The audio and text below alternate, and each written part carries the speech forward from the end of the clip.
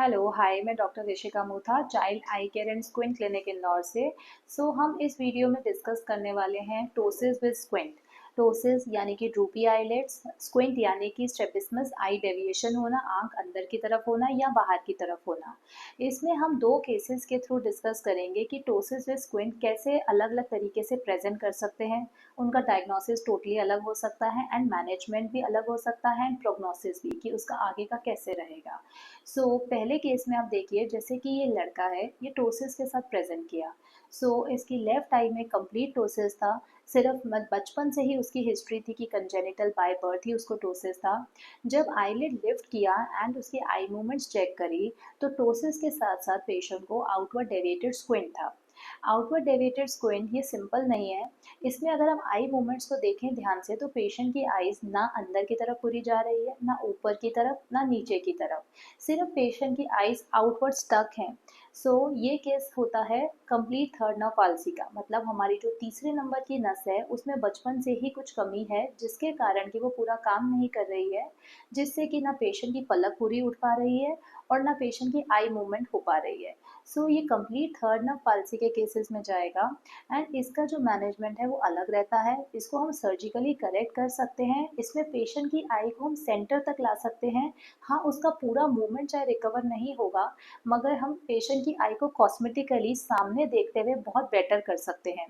Then after doing squint surgery, फिर patient का ptosis का मैनेजमेंट यानी कि ड्रूपी आईलिड का प्लान कर सकते हैं, जिसमें कि टोसिस की सर्जरी के थ्रू पेशेंट की आईलिड को लिफ्ट किया जाता है एंड आईज को सेंटर में स्क्विंट सर्जरी के थ्रू पहले ही लाया गया है।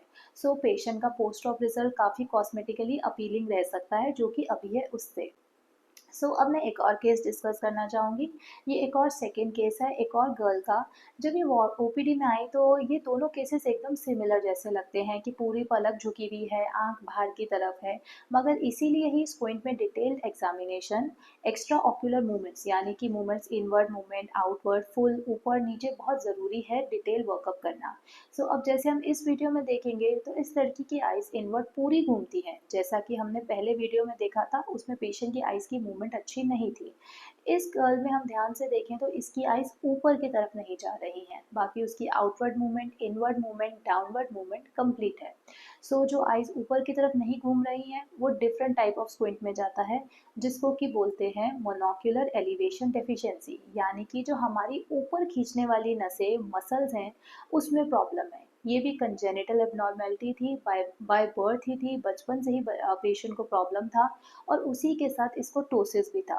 इसका टोसिस का काफ़ी कंपोनेंट स्क्विंट सर्जरी के बाद ठीक हो जाता है। उसके बाद जो कंपोनेंट बचता है, उसके लिए टोसिस सर्जरी प्लान की जाती है। इन केसेस में इसको बोलते हैं डबल एलिवेटर पैल्सी या मोनोक्यूलर एलिवेशन डेफिशिएंसी, जिसमें कि हम पेशेंट को ट्रांसपोजिशन सर्जरी से उसकी जो ऊपर की मूवमेंट है उसको बढ़ाने की कोशिश करते हैं, और जो पेशेंट की आई सामने देखते हुए हमें नीचे की तरफ दिख रही है, उसको करेक्ट करने की कोशिश करते हैं। कॉस्मेटिकली पेशेंट जब सामने देखता है, तो काफ़ी उसकी अपीयरेंस चेंज हो जाती है। देन आफ्टर स्क्विंट सर्जरी, उसके 3 मंथ्स बाद ऑलमोस्ट हम फिर टोसिस सर्जरी प्लान कर सकते हैं, जिससे कि उसकी लिड को अपलिफ्ट किया जाता है। आफ्टर कंबाइंड सर्जरीज, पेशेंट का जो कॉस्मेटिक अपीयरेंस है वो काफ़ी बेटर हो जाता है। ये दोनों केसेस में हमने डिस्कस किया कि टोसिस विद स्क्विंट कैसे डिफरेंटली प्रेजेंट कर सकते हैं।